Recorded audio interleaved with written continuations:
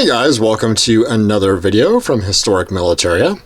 Today we're going to be looking at a standard Mauser Broomhandle Red 9, and this was a gun made during World War I, so about 1917 for this one.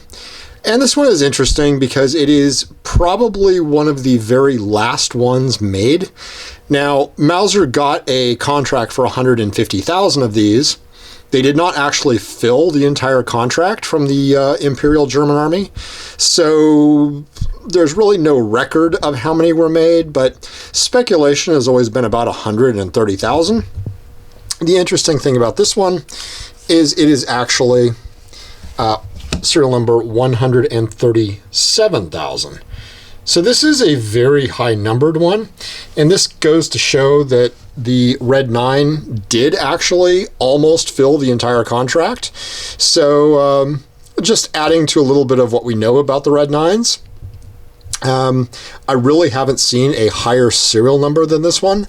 I'm not saying they don't exist. I certainly have never been made aware of one, and I really don't know that any have been seen anytime recently. I haven't seen any published lists of serial numbers higher than this or anything like that.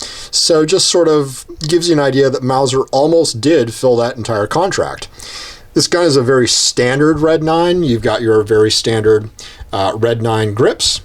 Everything else, a typical wartime sort of poor, thin finish. Definitely not what you'd expect from Mauser for that commercial gun.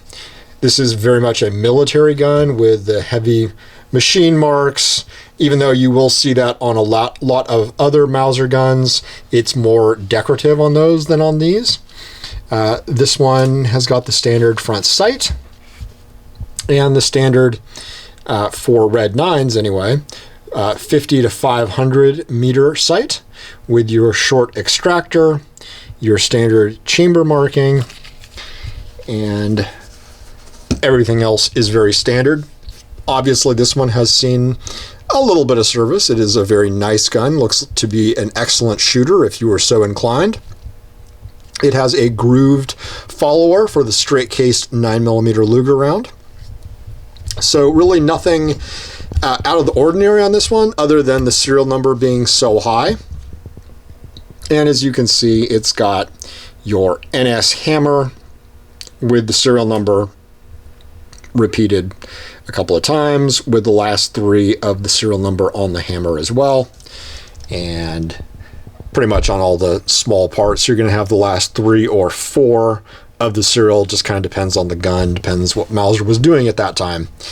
But just wanted to share a very late manufacturer Red 9 with you guys. If you know about any that are higher than this one, I'd love to hear about them. If you have one, I'd certainly be very interested to know about it and where it may have gone, any specific markings, because this one really doesn't have anything that might tell you where it went or any foreign body that it saw service with.